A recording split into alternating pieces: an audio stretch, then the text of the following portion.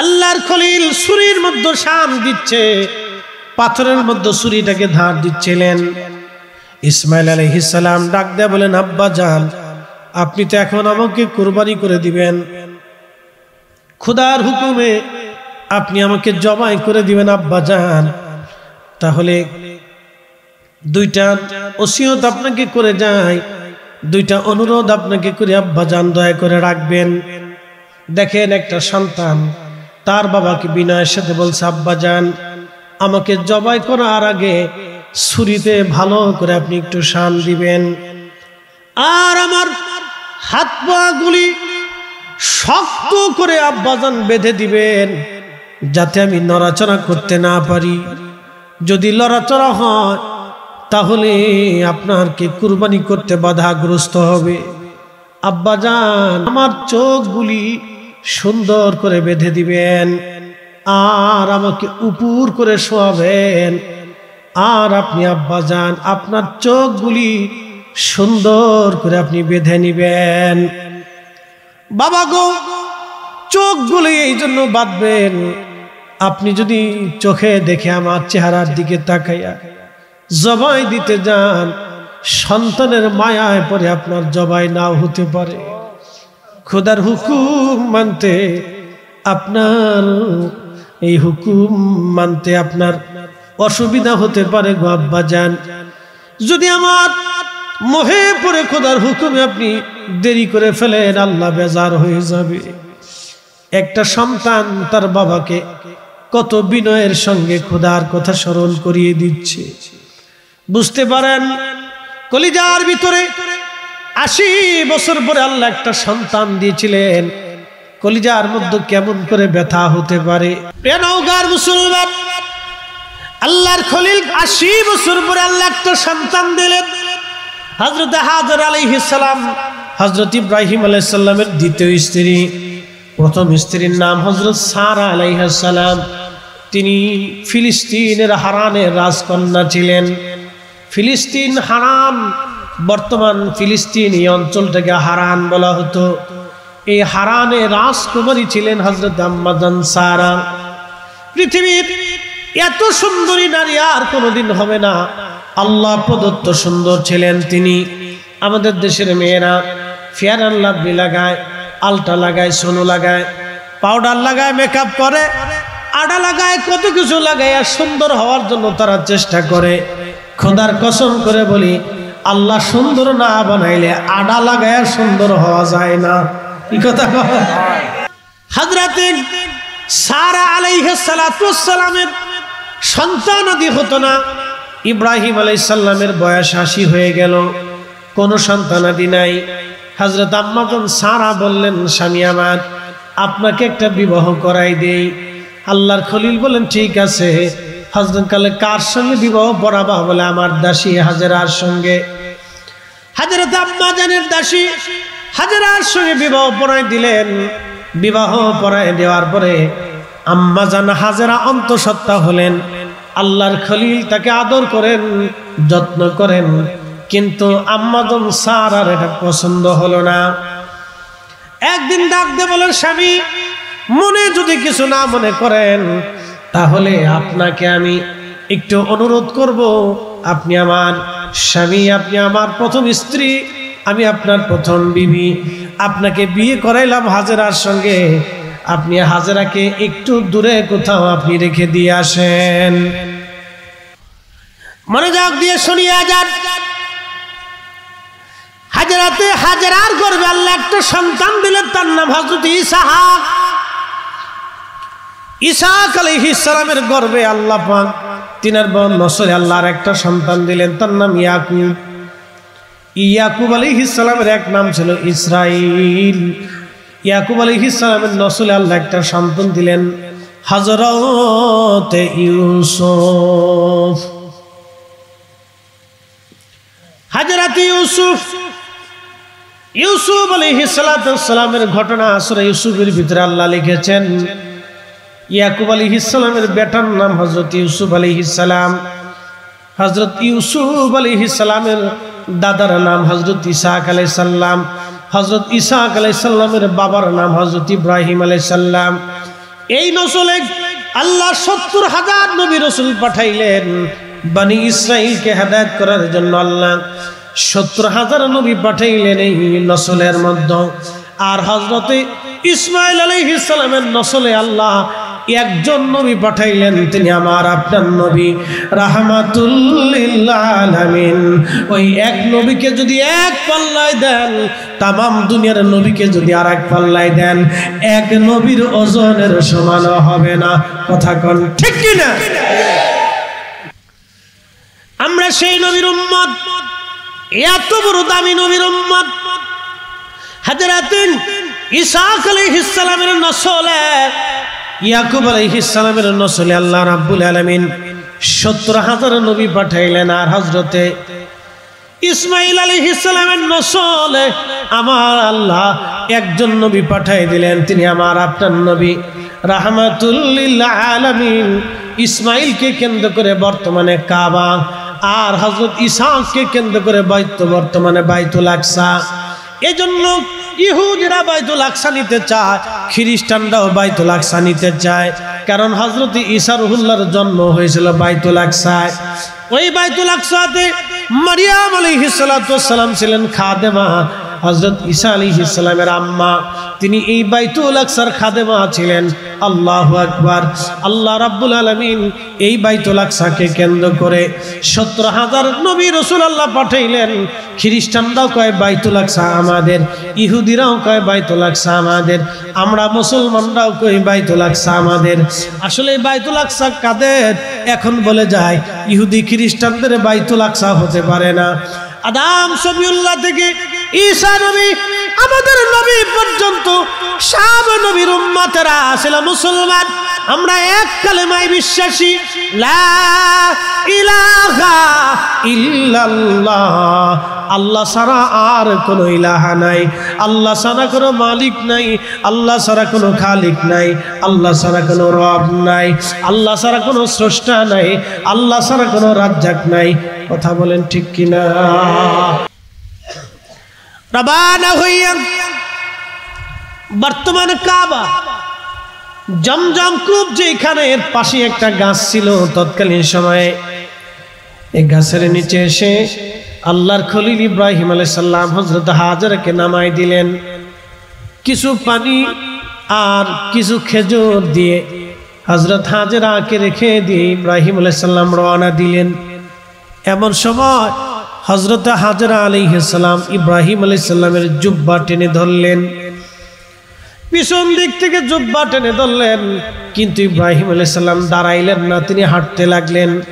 আর হাজরা জুব্বার আসল ধরে ধরে পিছে পিছে হাঁটতে লাগলেন, আর বলতে লাগলেন, স্বামী একটা বার আপনি বলে যান, এই নিঝুম জায়গায় আপনি আমাদেরকে রেখে গেলেন আপনার নিজের ইচ্ছায় না আল্লাহর ইচ্ছায়? ইব্রাহিম আলাইহিস সালাম ডেকে বলেন, বিবি ৮০ বছর পরে আল্লাহ একটা সন্তান আমাকে দিয়েছে, ৮০ বছর পরে আল্লাহ আমাকে একটা কলিজার টুকরা দিয়েছে। এই সন্তানটাকে আমি খোদার হুকুমে নির্জনে নিবৃতে বনবাসে গাছের নিচে রেখে যাচ্ছি। বিবি রে, আমি আমার ইচ্ছায় রেখে যাচ্ছি না, এটা আমি আমার আল্লাহর ইচ্ছায় তোমাদেরকে রেখে যাচ্ছি। তখনই হাজরাতে হাজরা বললেন, হাসবুনাল্লাহু নি'মাল ওয়াকিল, নি'মাল মাওলা ওয়া নি'মান নাসীর। আল্লাহর খলিলের বিবি আম্মা জান হাজরা ডাক দিয়ে বলতেছে, স্বামী খোদার হুকুমে যেহেতু রেখে যাচ্ছেন, তাহলে আপনি শুনে নেন, আল্লাহ আমাদের রিজিকের ফয়সালা করে দিবে, আল্লাহ আমাদের নিরাপত্তা দিবে, আল্লাহ আমাদের সব ব্যবস্থা করে দিবে। একবার জোরে বলেন আল্লাহু আকবার। গানের সুরে সুরে মহিলা কান্না করে, এ নারী জাতি, আম্মা জান হাজরা থেকে ধৈর্য শিখা লাগবে তোমার। সেই সময় তিনি একটা শব্দ উচ্চারণ করলেন, হাসবুনাল্লাহু নি'মাল ওয়াকিল, নি'মাল মাওলা ওয়া নি'মান নাসীর। আজকে ফিলিস্তিনের বাচ্চাদেরকে যদি আপনি জিজ্ঞেস করেন কেমন আছো, ওরা বলে আলহামদুলিল্লাহ। আর আমার দেশের বাচ্চাদেরকে যদি জিজ্ঞেস করেন দুইজন 10 জন নবীর নাম কা বলতে পারে না। যদি বলেন 10 জন নায়কের নাম কা, ওরা বলে দিবে। 10 জন গায়কের নাম কা, ওরা বলে দিবে। 10 জন প্লেয়ারের নাম কা, ওরা বলে দিবে। কিন্তু 10 জন নবীর নাম ওরা বলতে পারে না। এটা আমাদের মায়েদের বাবাদের জীবনের ব্যর্থতা। কথা কন না কেন, ঠিক কি না? এটা আমাদের ব্যর্থতা। আমরা আমাদের সন্তানদেরকে শিখাই না, নিজেরাও শিখি না।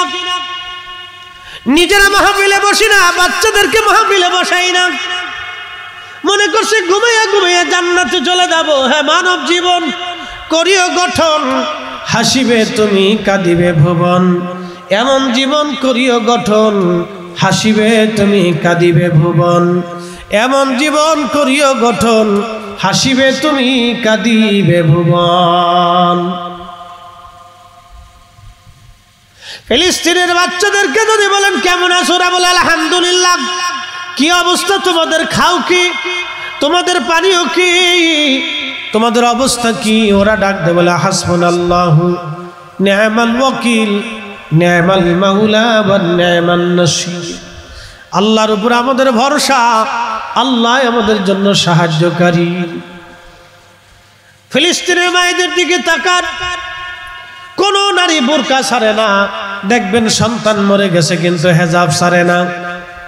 বাবা মরে গেছে, হেজাব ছাড়ে না। স্বামী মরে গেছে, হেজাব ছাড়ে না। ভাই মরে গেছে, হেজাব ছাড়ে না। বোন মরে গেছে, হেজাব ছাড়ে না। মা মরে গেছে, হেজাব ছাড়ে না। পরিবারের সবাই শহীদ, কিন্তু নারীর হেজাব ছাড়ে না, নারী বোরকা ছাড়ে না। একসাথে বলবেন আল্লাহু আকবার। না না হয় না, আরো জোরে একসাথে বলেন আল্লাহু আকবার। তাহলে আমাদের নারীদের এরকম হেজাব বোরকার দরকার। আমাদের নারীদের বোরকা হেজাবের দরকার, প্রয়োজন। আল্লাহ ফরজ করে দিয়েছেন। মনোযোগ দিয়ে শুনিয়া যান। হযরতে ইব্রাহিম আলাইহিস সালাতু ওয়াস সালাম ইসমাঈলকে রেখে চলে গেলেন। যাওয়ার সময় সহিহ বুখারীর কিতাবুল আম্বিয়ার মধ্যে এসেছে, যখন ইসমাঈলকে রেখে চলে যাচ্ছিলেন, বহুদূর ফিরে তাকায় দেখলেন আর ইসমাঈল এবং হাজেরাকে দেখা যায় না। তখনই তিনি কাবার দিকে ফিরে 2 হাত বাড়ায় দিয়ে বললেন, এ রাব্বি, তোমার হুকুমে বিজবন নির্জনে আমি আমার সন্তান স্ত্রীকে রেখে যাচ্ছি। আল্লাহ, তুমি তাদের জন্য উত্তম রিজিকের ফয়সালা করো। এই জায়গাটা তুমি আবাদি বানিয়ে দাও, কিয়ামত পর্যন্ত এই জায়গাটা তুমি আবাদি বানিয়ে দাও, এবং এটা হেদায়েতের কেন্দ্রবিন্দু তুমি বানিয়ে দাও।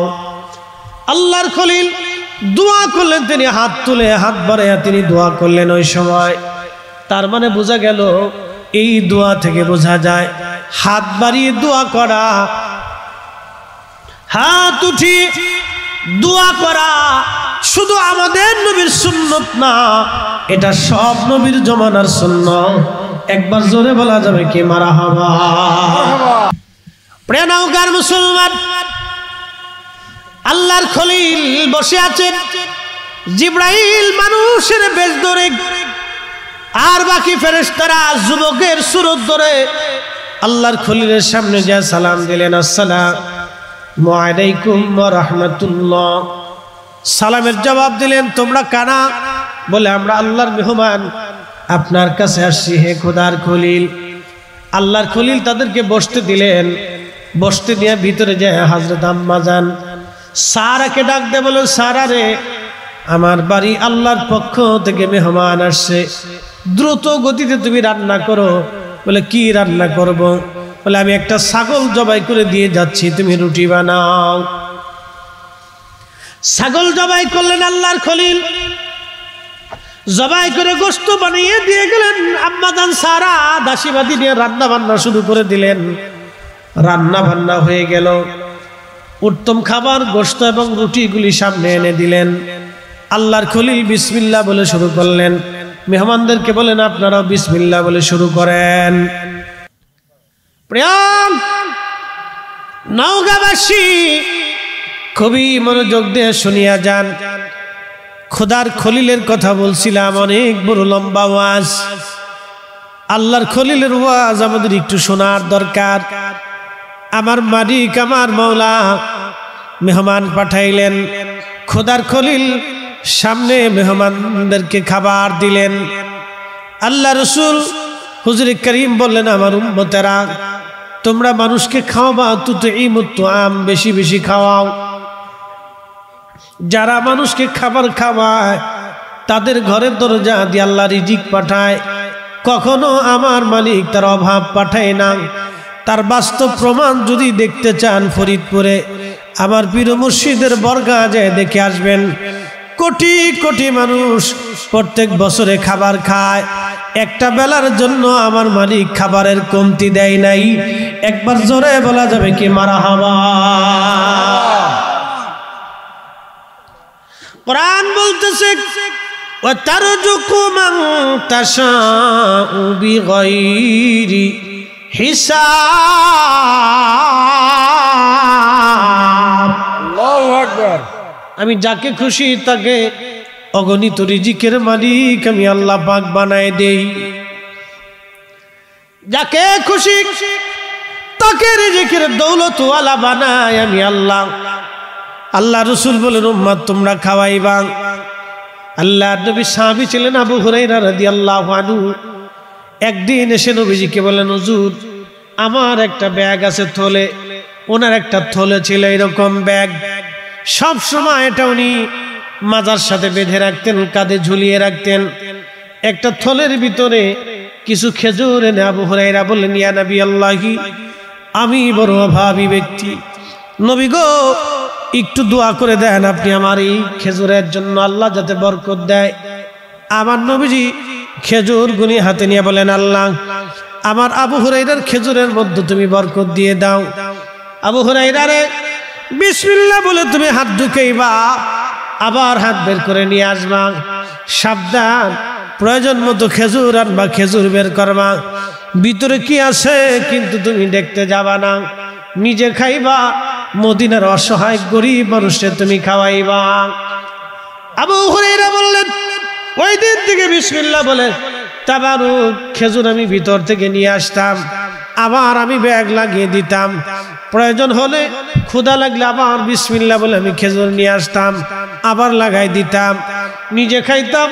মদিনার মানুষ আমি খাওয়াইছি একটানা 16 বছর পর্যন্ত নিজে খাইলাম, 16 বছর পর্যন্ত মদিনার মানুষ খাওয়াইলাম। একটা দিনের জন্য খেজুরের কমতি পড়ে নাই। একবার জোরে বলেন আল্লাহু আকবার। 16 বছর পর্যন্ত খেজুর খেয়েছি। উসমান গনি জিন্নুরাইনকে যখন বিদ্রোহীরা বেঈমানরা ওনাকে শহীদ করতে যান, ঠিক তখনই উসমানকে বাঁচাইতে যাইয়া হযরত আবু হুরায়রা ওই ভিড়ের মধ্যে দস্তাদস্তি করতে যাইয়া ওই খেজুরের টুকরাটা তিনি হারিয়ে ফেলে দিয়েছিলেন, আর কোনোদিন ওই খেজুরের টুকরাটা পান নাই। যতদূর সম্ভব নিজে খাবেন, অন্যকে খাওয়াবেন। খাওয়াইলে রিজিক কমে না, মেহমানদারি করলে রিজিক কমে না। আল্লাহ রসুল বলেন, উম্মত রে তোমার ঘরে 4টা রহমত যায়, অথচ তুমি 4টার বেলায় বেজার হও। 1 নম্বরে কারো ঘরে যদি মেয়ের জন্ম হয় তাহলে বুঝবা আল্লাহ রহমত গেছে। 2 নম্বর কারো বাড়ি যদি মেহমান যায় তো বুঝলা রহমত গেছে। 3 নম্বর কারো শরীরে যদি রোগ হয় তাহলে বুঝবা রহমত গেছে। 4র্থ নম্বর যদি আকাশ থেকে বৃষ্টি হয় তখন বুঝবা আল্লাহ রহমত গেছে। এই 4টা কারণেই মানুষ বেজার হয়ে যায়। দেখবেন প্রচন্ড গরম, আবার বৃষ্টি, বেশি বৃষ্টি হয়ে অনেকে বেজার হয়ে আল্লাহ সকালে বৃষ্টি দিল, সকালে না দিয়ে দুপুরে দিলেও তো পারতো। দুপুরে বৃষ্টি দিলে আর এক দলকে দুপুরে না দিয়ে রাত্রে দিলেও তো পারতো। রাত্রে দিলে আর এক দলকে আল্লাহ রাত্রে দিলে সকালে দিলেও তো পারতো। হযরত ইব্রাহিম আলাইহিস সালামের কথা বলছিলাম, একটু কুরবানির দিকে নিয়ে যাব আপনাদেরকে। কেন, কিভাবে তিনি আল্লাহর হুকুম মান্য করেছিলেন।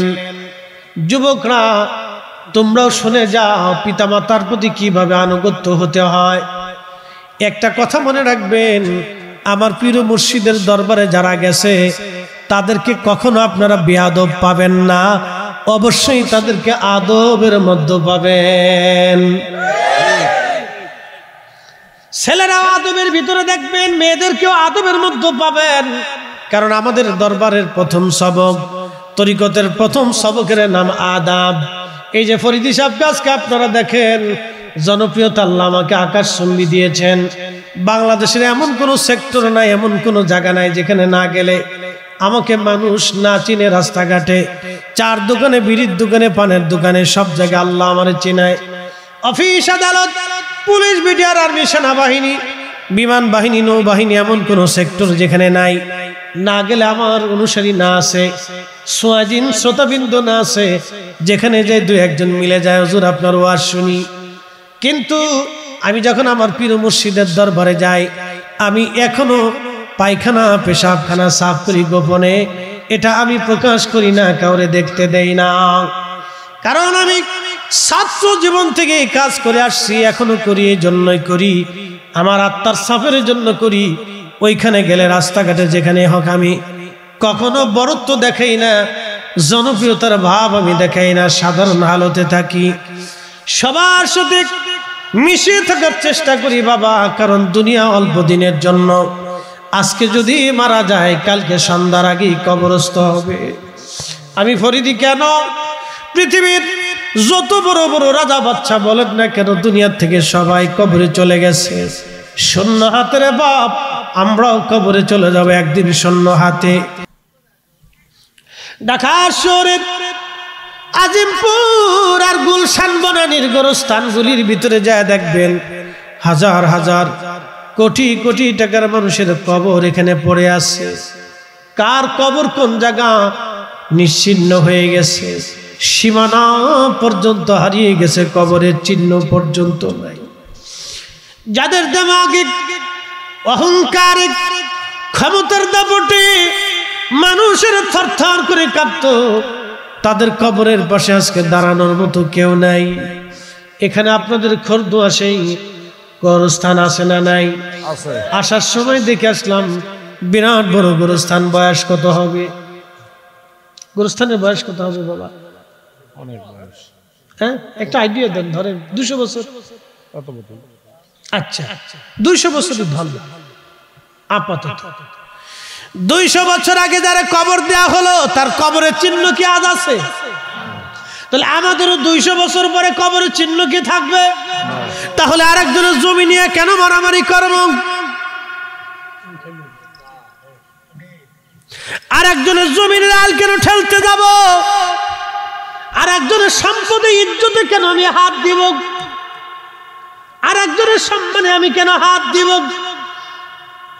আরেকজনের অর্থের ভিতরে মালে আমি কেন হাত দিব? যদি 200 বছর পরে আমার কবর হারিয়ে যায়, নিশ্চিহ্ন হয়ে যায়, তাহলে আমি কেন সুদ আর ঘুষের কারবারি করে জীবন গঠন করব? আজকে থেকে নিয়ত করে যাব, রব জীবনে আর কোনোদিন এই ভুল আমি করব না গো আল্লাহ। তোমার আইনে, তোমার বিধানে, তোমার নবীর সুন্নতে, তোমার ওলিদের যেই পথে ওলিরা চলে গেছে সেই পথে জীবন চালায়া আমাদের জীবনকে আখিরাতের জন্য তৈরি করে যাওয়াটাই বুদ্ধিমানের কাজ। যারা তৈরি করে গেছে তারাই বুদ্ধিমান, যারা তৈরি করলো তারা দুনিয়াতে শ্রেষ্ঠ। দেখেন কত শাহজালালের কবর মাটির সাথে মিশে গেছে, কিন্তু সিলেটের শাহজালাল ইয়ামানি মুজাররিদের মাজারে এখনো কোটি কোটি মানুষ প্রত্যেক বছরে জিয়ারতে যায়। কথা বলেন ঠিক কিনা? কে জন্য যায়? এমন জীবন করিয়ে গঠান, হাসিবে তুমি, কাঁদিবে ভুবন। আল্লাহকে এমন ভাবে তারা সন্তুষ্ট করে গেলেন, দুনিয়ার মানুষ তাদের জন্য দোয়া করার জন্য যায়। যতদিন বাংলার জমিনের আকাশে আযান চলমান থাকবে, কালেমার পতাকা উড্ডীন থাকবে, ততদিন শাহজালাল ইয়ামানি মুজাররিদের জিয়ারত চলমান থাকবে, শাহ আলী বুগদাদির জিয়ারত চলবে, খান জাহান আলীর জিয়ারত চলবে, মহেশ্বরের জিয়ারত চলতে থাকবে। আর রাজশাহীতে শাহ মখদুমের জিয়ারত চলতে থাকবে, কোনোদিন বন্ধ হবে না, কারণ তারা আল্লাহকে খুশি করে গেলেন, সন্তুষ্ট করে গেলেন। আমাদেরকেও আল্লাহকে সন্তুষ্ট করে যাওয়া লাগবে। কবর হারিয়ে যাবে, নিশ্চিহ্ন হয়ে যাবে কবর, আমাদের কিছুই থাকবে না। খুশি করেছিলেন ইব্রাহিম আলাইহিস সালাম, সন্তানকে রেখে চলে গেলেন, বহুদিন পার হয়ে গেল। আল্লাহ বললেন, ইব্রাহিম তুমি তোমার প্রিয় বস্তু কুরবানি করো। ইব্রাহিম আলাইহিস সালাম সুদূর ফিলিস্তিন থেকে, বর্তমান ফিলিস্তিন, তখন নাম ছিল হারান, এই হারান অঞ্চল থেকে নিজে উটের পিঠে চড় হয়ে ইব্রাহিম আলাইহিস সালাম বর্তমান বাইতুল্লাহতে আসলেন। আসার পরে দেখলেন বিরাট বড় জনবসতি। এই জনবসতি দেখিয়া আল্লাহর খলিল ইব্রাহিম আলাইহিস সালাম খোঁজ নিয়া হযরত ইসমাঈলকে পাইলেন পরিণত বয়সে।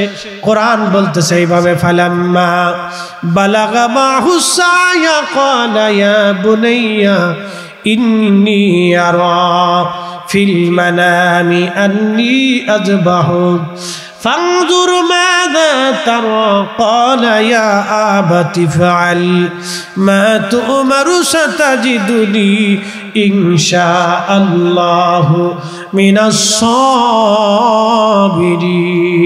সাবিরিন। একবার জোরে বলা যাবে কি মারহাবা। আল্লাহর খলিল ডাক দিয়ে বলতেছে, হে ইসমাঈল, ফালাম্মা বালাগা মাহুস সায়া, ইব্রাহিম বালেগ হয়ে গেলেন, ইসমাঈল পরিণত বয়সে উপনীত হলেন, বুঝার শক্তি হলো, তিনি বালেগ হলেন। বালেগ মানে বিবাহের উপযোগী হলেন। তার মানে কেউ বলেছেন 15, 16, 17 বছর বয়স, কেউ বলেছেন 18, কেউ 12, বিভিন্ন জনের বিভিন্ন উক্তি। পরিণত বয়সে উপনীত হলেন। ইসমাঈল আলাইহিস সালামকে ইব্রাহিম আলাইহিস সালাম বলেন, বেটারে, ইন্নী আরা ফিল মানাম, আমি স্বপ্ন দেখলাম, আন্নী আযবাহু, আমি তোমার জবাই করতেছি, কুরবানি দিচ্ছি। আল্লাহ আমাকে হুকুম দিয়েছেন তোমাকে কুরবানি করা। বেটা, তুমি বলো তুমি এই কুরবানিতে রাজি আছো কিনা? এই যুবকরা, ছেলেরা, ভালো করে শুনে নাও, মা বোনরা শুনিয়া যান। নিজের সন্তানকে বাবা মার প্রতি আনুগত্য শিখাবেন, আনুগত্য শিখাবেন, মুরব্বীদের প্রতি সম্মান শিখাবেন, তাজিম শিখাবেন। যদি আপনি তাজিম না শিখান তাহলে এই বাচ্চা ভবিষ্যতে বেয়াদব হয়ে যাবে। এই জন্য আমাদের তরিকতের প্রথম সবকের নাম হলো আদব। আদব, আদব যারা নাই সে বেয়াদব। আর বেয়াদব যত বড় আলেম হোক না কেন, ওই বেয়াদবের 4 পয়সাও সমাজে মূল্য নাই। কথা কর না কেন, ঠিক কিনা? প্রিয় উপস্থিতি, হযরত ইসমাঈল ডাকতে বলতেছে, আব্বাজান, ও আব্বাজান, আপনাকে আল্লাহ স্বপ্ন দেখিয়েছেন, আদিষ্ঠিত করেছেন, হুকুম দিয়েছেন আমাকে কুরবানি করা। আব্বাজান, আপনি চিন্তা করেন না, সাতাজিদুনি ইনশাআল্লাহু মিনাস সাবিরিন। ইনশাআল্লাহ, আল্লাহ চাহে তো আপনি আমাকে সবরকারীর মধ্যে পাবেন। আপনি কুরবানি করে দেন আব্বাজান, কোনো চিন্তা নাই, আমি সব মেনে নিলাম। আর আমাদের দেশের ছেলেদেরকে যদি বাবা বলে, বেটা এটা নিয়ে আসো, তুমি যাও। ইব্রাহিম আলাইহিস সালাম বিবির কাছে যা বলেন, বিবি, সন্তানকে সুন্দর কাপড় চোপড় পরে সাজায় দাও, নিয়ে যাব তাকে আমি। সন্তানকে নিয়ে যাওয়ার সময় হলো, সুন্দর কাপড় পরিয়ে গোসলাদি করে সন্তানকে আদর করে দিয়ে দিলেন। বর্তমান মিনা প্রান্তরে যেখানে শয়তানকে পাথর মারা হয়, ওইখানে চলে গেলেন। আর অমন সময় শয়তান ডাক দেখে, ইসমাঈল তোমাকে জবাই করার জন্য নিয়ে যাচ্ছে। তখন ইসমাঈল আলাইহিস সালাম পাথর নিক্ষেপ করেন, দূর হ শয়তান, আমার আব্বাজান আল্লাহর হুকুমে আমাকে কুরবানি করার জন্য নিয়ে যাচ্ছেন, তুই এখানে কেন আসছিস? আল্লাহর খলিল পাথর নিক্ষেপ করলেন, শয়তান ধসে গেল।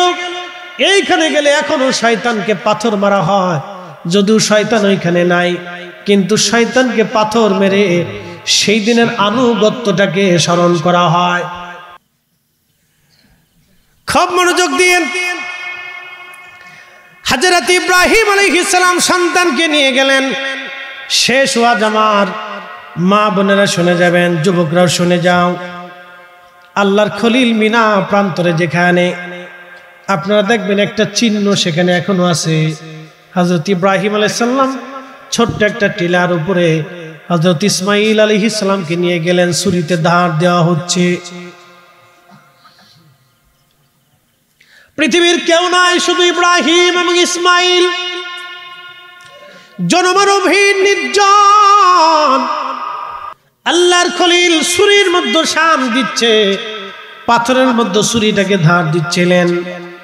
ইসমাইল আলাইহিস সালাম ডাক দেয়া বলেন, আব্বা জান, আপনি তো এখন আমাকে কুরবানি করে দিবেন, খোদার হুকুমে আপনি আমাকে জবাই করে দিবেন আব্বা জান। তাহলে দুইটা ওসিয়ত আপনাকে করে যায়, দুইটা অনুরোধ আপনাকে করে আব্বা জান দয়া করে রাখবেন। দেখেন একটা সন্তান তার বাবাকে বিনয়ের সাথে বলছে, আব্বা জান, আমাকে জবাই করার আগে ছুরিতে ভালো করে আপনি একটু শান দিবেন, আর আমার হাত পা গুলি শক্ত করে আব্বাজান বেঁধে দিবেন, যাতে আমি নড়াচড়া করতে না পারি। যদি লড়াচড়া হয় তাহলে আপনারকে কুরবানি করতে বাধাগ্রস্ত হবে।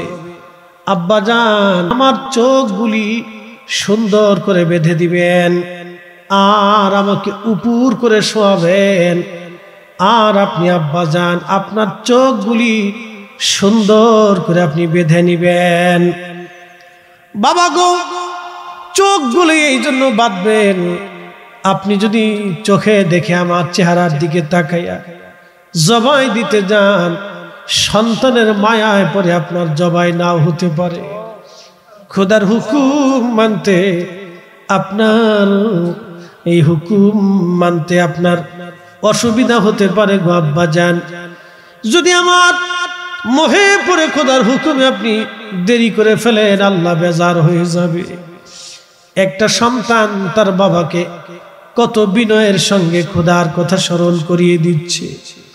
বুঝতে পারেন, কলিজার ভিতরে ৮০ বছর পরে আল্লাহ একটা সন্তান দিয়েছিলেন, কলিজার মধ্যে কেমন করে ব্যথা হতে পারে।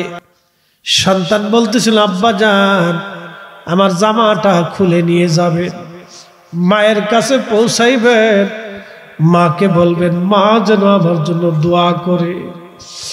এই জামাটা দেখে দেখে আম্মা যেন আমাকে দোয়া করে দেয়, মা যেন আমাকে দোয়া করে দেয়। যুবক বন্ধু, হযরত ইসমাইল আলাইহিস সালামের কথাগুলি শুনে ইব্রাহিম আলাইহিস সালামের কেমন লাগতে পারে, কিন্তু একটাই কথা, খোদার হুকুম আজকে পালন করতেই হবে। আল্লাহর হুকুম আজকে পালন হবে, কুরবানি। পৃথিবীতে সর্বপ্রথম তিনি এইভাবে যিনি খোদার হুকুম পালন করতে গেলেন, আল্লাহর খলিল হযরত ইসমাইল আলাইহিস সালামের চোখ বাঁধলেন, হাত পা গুলি বেঁধে ফেললেন, আর নিজের চোখ বেঁধে ফেললেন তিনি, যাতে ইসমাইলকে দেখা না যায়। আল্লাহু আকবার। ছুরি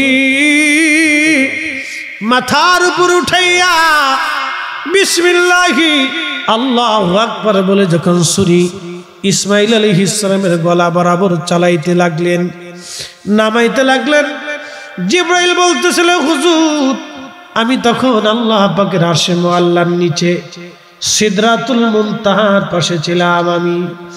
আমার মালিক ডাক দিছে, জিবরাইল, তাড়াতাড়ি জান্নাত থেকে 40 বছর ধরে যে দুম্বাটা লালন পালন হয়, জান্নাতি ঘাস দুম্বা খেয়ে যে দুম্বাটা লালিত পালিত হচ্ছে, ওই দুম্বাটা নিয়ে আমার ইসমাইলকে ছুরির নিচ থেকে সরাইয়া আমার খলিলের ছুরির নিচে দুম্বাখানা চালাইয়া দাও।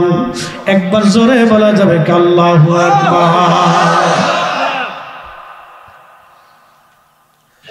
কুরবানি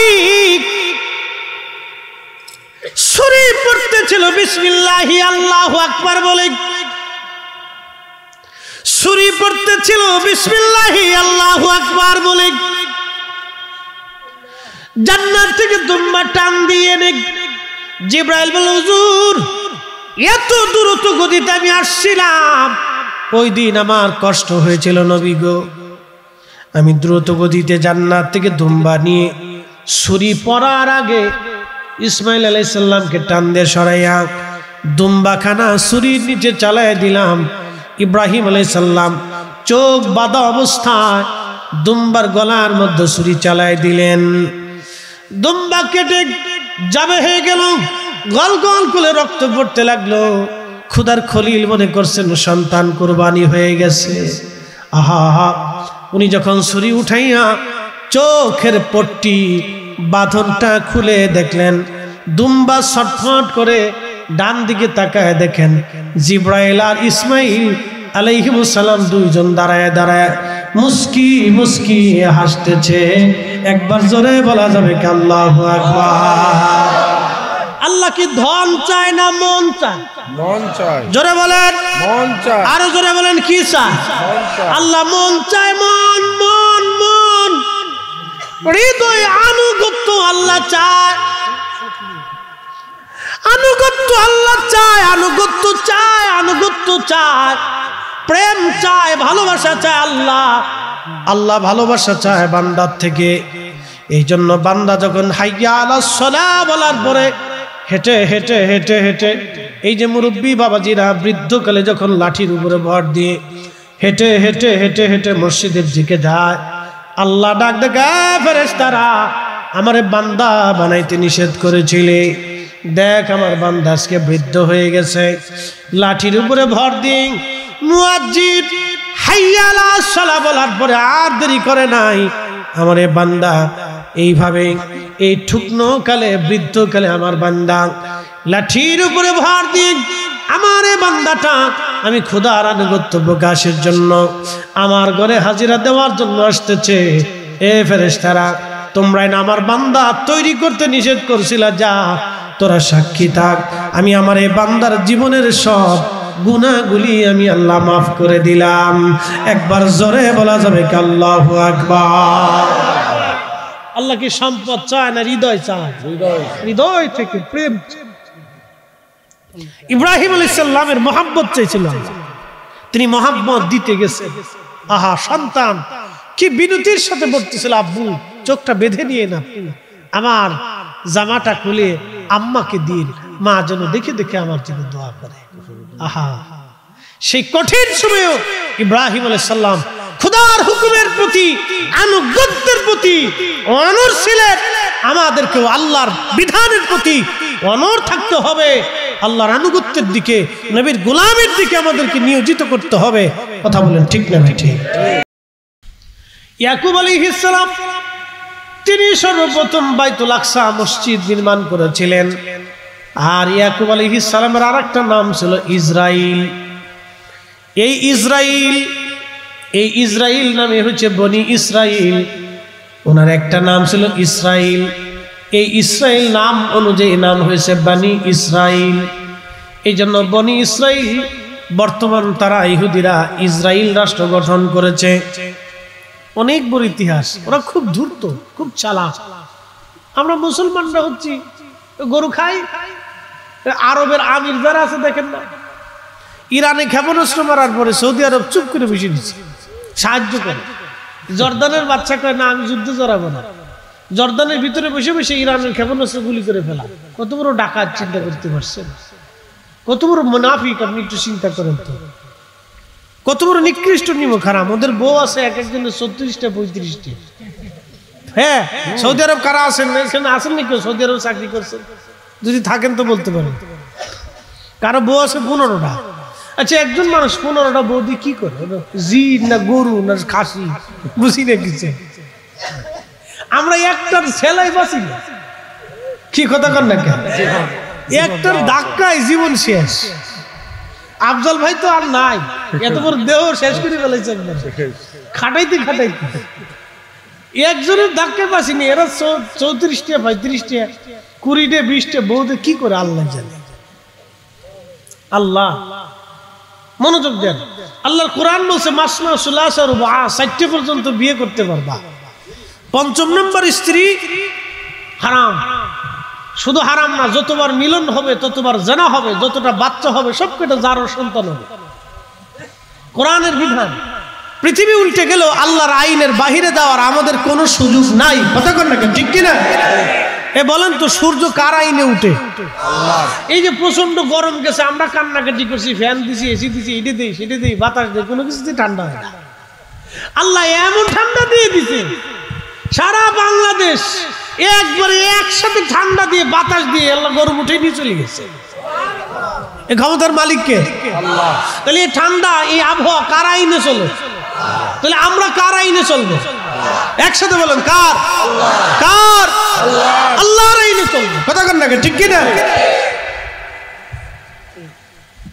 কথাটা বুঝেছি তো? সমগ্র সৃষ্টি আল্লাহর আইনেই চলে। الشمس والقمر بحسبان والنجم والشجر يسجدان।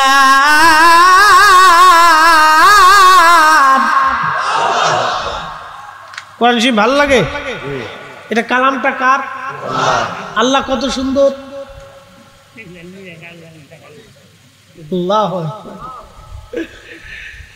لقد خلقنا الإنسان في أحسن تقويم। যে মানুষকে আল্লাহ সুন্দর করে বানাইছে। ছোট্ট বাচ্চা যখন আসে, আপনার নাতি, আপনার সন্তান, আপনার পুতি, ভাতিজি, ভাতিজা, ভাগ্নে দেখবেন ছোট্ট আসার পরে হাতে চুমা দেয়, পায়ে চুমা দেয়, মুখে চুমা দেয়, ওর সমস্ত কিছু সুন্দর। কথা কর নাকি, ঠিক কিনা?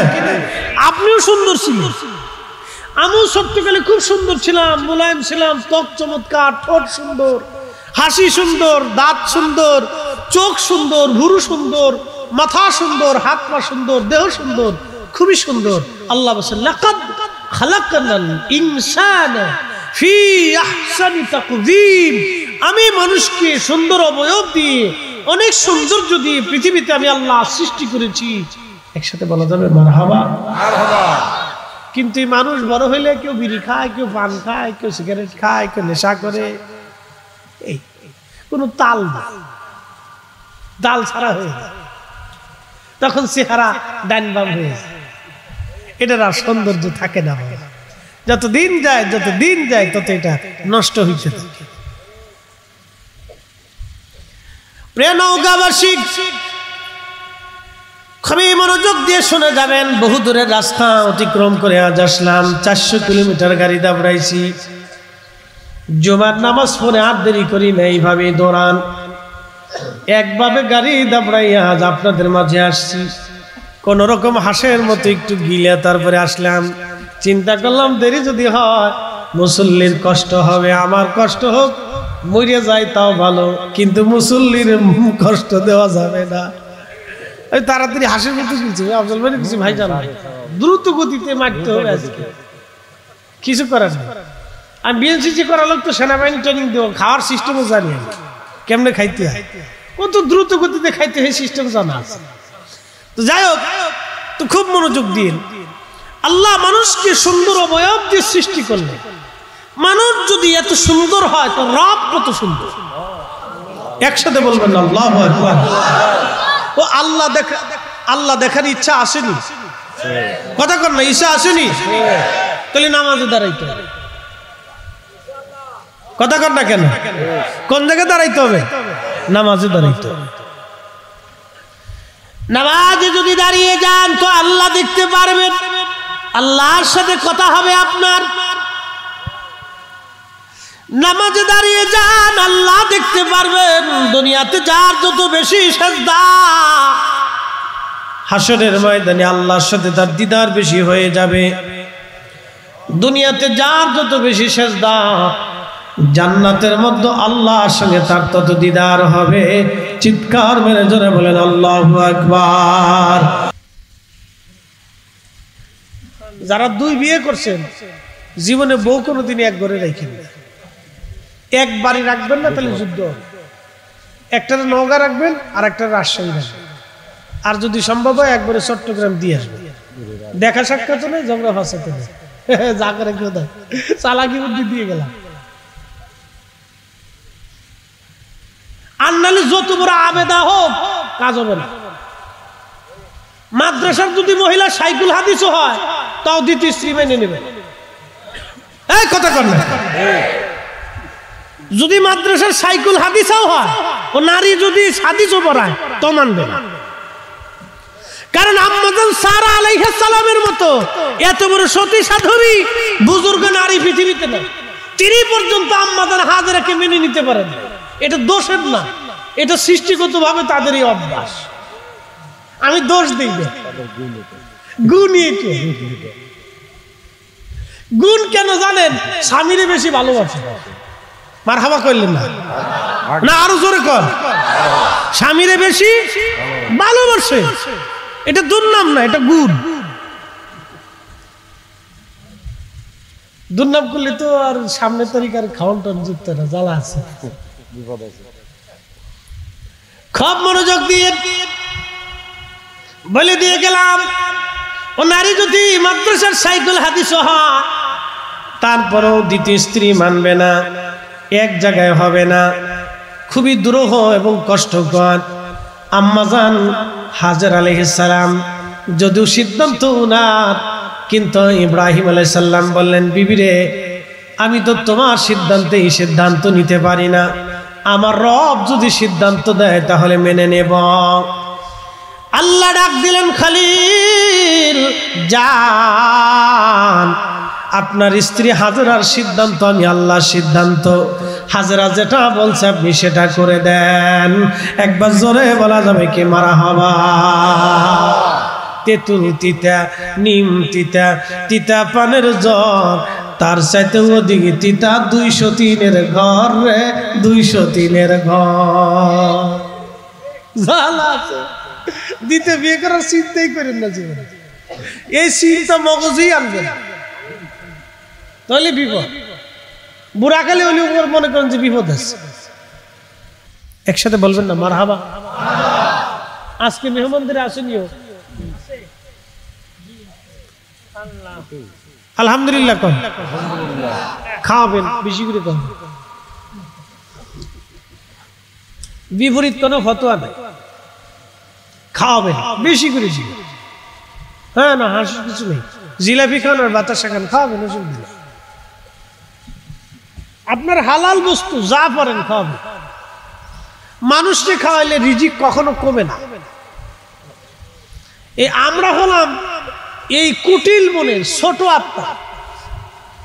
আমি একদিন কুমিল্লাতে এক মাহফিলে ওমানের যিনি প্রধান গ্রান্ড মুফতি, ওনার অ্যাসিস্ট্যান্ট ছাত্র, তো ওনার একসাথে এক মাহফিলে ওটা কি রে বাপরে বাপ মনে হচ্ছে, এই চলেন না চলেন না, ওটা লাগতো না, ওদের শব্দে আমার কান ভারী হয়ে গেছে, বন্ধ করে দেয়।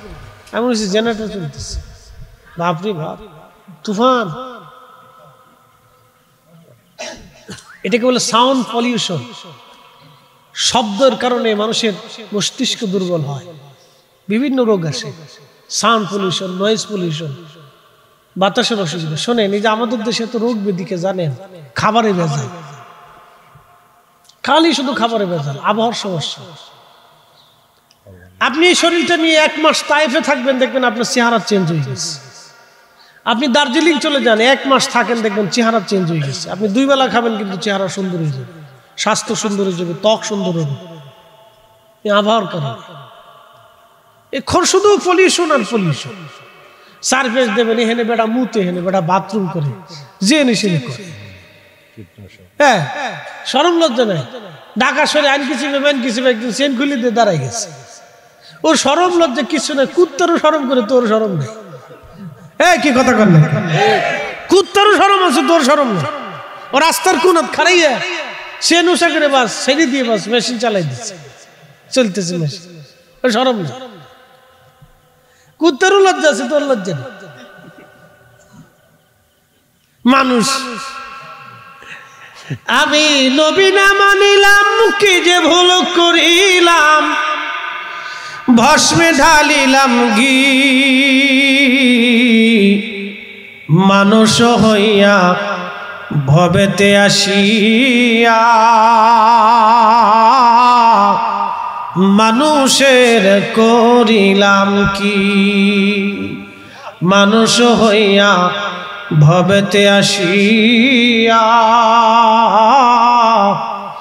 মানুষের করিলাম কি।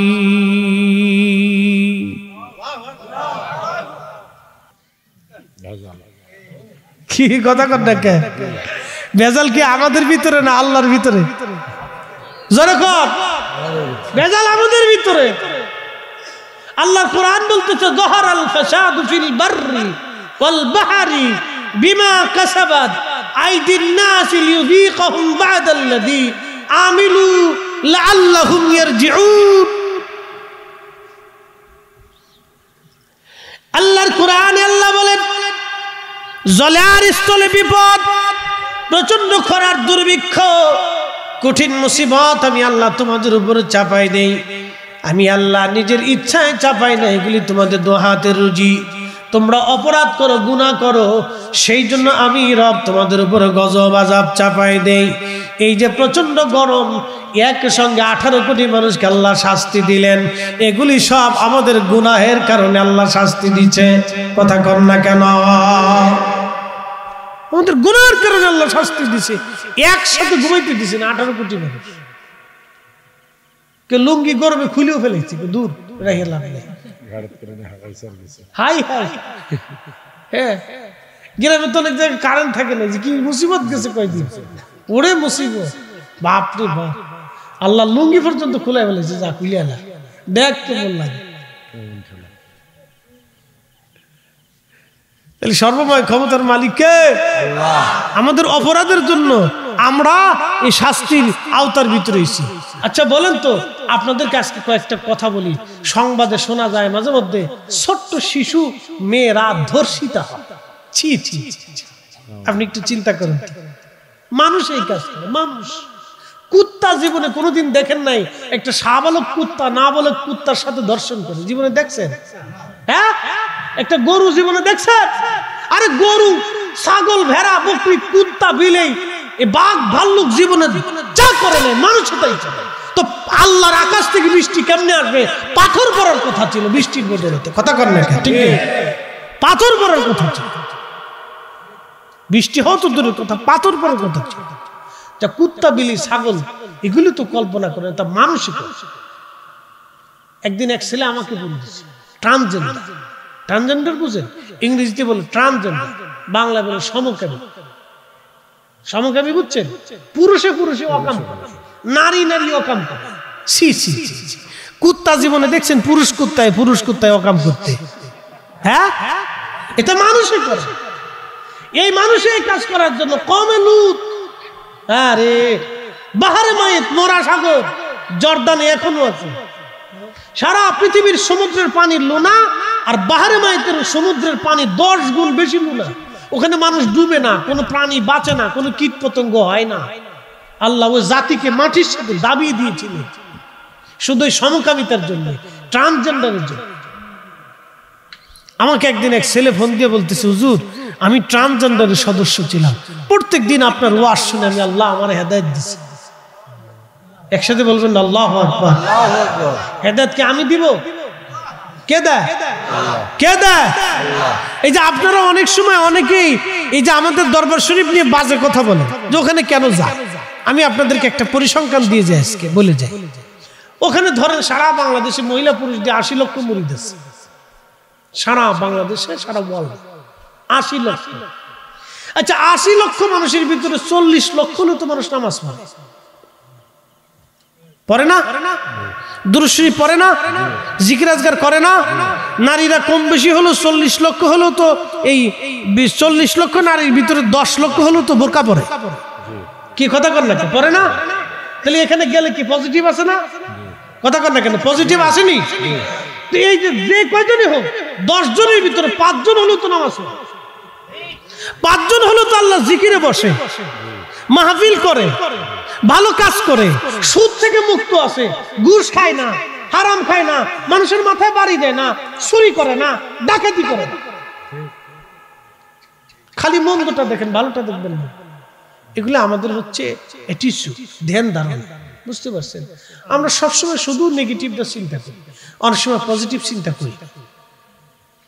বলে কারণ কি? আমি আপনাদেরকে আজকে বুঝাই। আপনাদের গ্রামের নাম কি?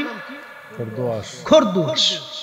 খরদুয়াশে নওগাঁ থেকে এক ভদ্রলোক আসছে। তো এই রাস্তা দিয়ে হেঁটে যাওয়ার সময় ওই সামনে বাজার ধরেন আর কি। তো বাজারে যাওয়ার সময় লোকে জিজ্ঞেস করে, সালাম আলাইকুম, বাংলা সালাম আর কি, আরবি সালাম। সামাইছে মুরব্বী আপনার তো এইদিকে কোনোদিন দেখছি টেকছি না, বাড়ি কোথায়? বলে আমার বাড়ি নওগাঁ। তো এই খর্দ আসে কি জন্য আসলে? বলে আব্দুল করিম সাহেবের বাড়ি আসছি। বলে কারণ কি? বলে ওনার একটা মেয়ে আছে, আমার একটা ছেলে আছে, তো আত্মীয়তা হওয়ার কথা, এই জন্য দেখতে এসেছিলাম। জাগার পাইলেন না। বলে কারণ কি? কেন মেয়ের চরিত্র ভালো না। কথা কর না, এরকম লোক আছে না? আছে। কথা কর না, খর্দ আসে এরকম লোক নাই বুঝি মানে সবলি আল্লাহ। হ্যাঁ, বাঙালি দেওয়ার লোক মনে হয় প্রত্যেক গ্রামে নাই, প্রত্যেক গ্রামে আছে বাংলাদেশে। কি কথা কর না কেন? প্রত্যেক গ্রামে এরকম কিছু লোক অসুস্থ মস্তিষ্কের লোক, এরা হলো অসুস্থ। এরা কি অসুস্থ? কথা কর না কে? এরা কি অসুস্থ? সিলেটি ভাষাকে বেমারি, বেমারি। এরা অসুস্থ। এটা সার পোকা, সমাজের কীট, উই পোকা, তেলা পোকা। তারপরে যে সুইসিয়া, আপনাদের দেশে কি কয়? সুইসা কয় না, যেটা গন্ধ ছড়ায়। কি কয় এলাকায়? কি কয়? চিকে, চিকে, চিকে।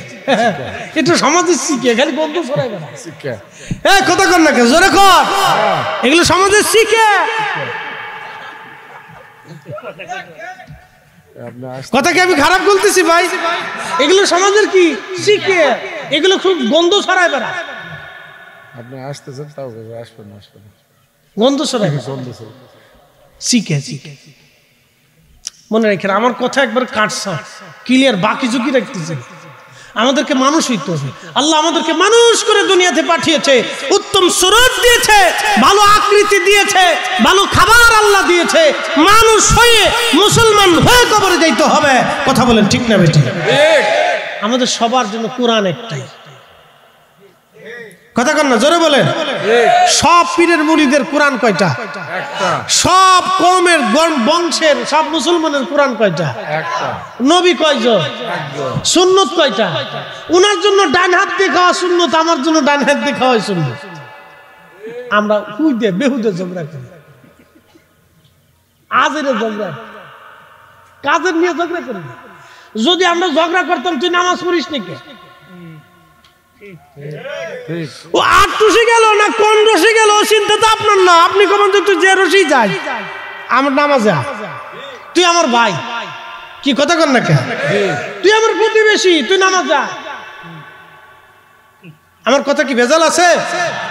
সে যে পীরের কাছে যাক, তুই আমার ভাই, তুই নামাজ যা। তুই যা, অসুবিধা না, তুই নামাজ যা। আমাদের কাজ হলো এটা। আপনি যদি ধর জায়গা বলি না, লিখেছে সব সব হন্ড সন্ডাই সেই সেই কি ও কেছে ধর পটো, তুই চলে যা। বাস কি হলো? আজকাল থেকে ফেরা আর জীবনের দেখা সাক্ষাৎ এগুলি করা যায়। এগুলি আমাদের কাজ না। আমাদের কাজ হচ্ছে উদউ ইলা সাবিলি রাব্বিকা বিল হিকমাতি ওয়াল মাউইযাতিল হাসানাহ। ভালো কথা দিয়ে, উত্তম শব্দমালা দিয়ে, হিকমত দিয়ে মানুষকে আল্লাহর দিকে ডেকে আনা, জিকিরে বসা, ভালো কাজ করানো। কথা কন নাকি? ঠিক না? ঠিক। কষ্ট হইতেছে? তার একটু সময় কি চলবে? চলবে। হ্যাঁ, নওগাঁয় প্রথম প্রথম আসছি, চলবে। তাহলে একসাথে জোরে বলেন তো আল্লাহু আকবার। আল্লাহু আকবার। না না, একসাথে হাত উঁচু করে জোরে বলেন আল্লাহু আকবার। আর জোরে আল্লাহু আকবার ওয়ালিল্লাহিল হামদু বিসমিল্লাহির রাহমানির রাহিম। আল্লাহু আকবার।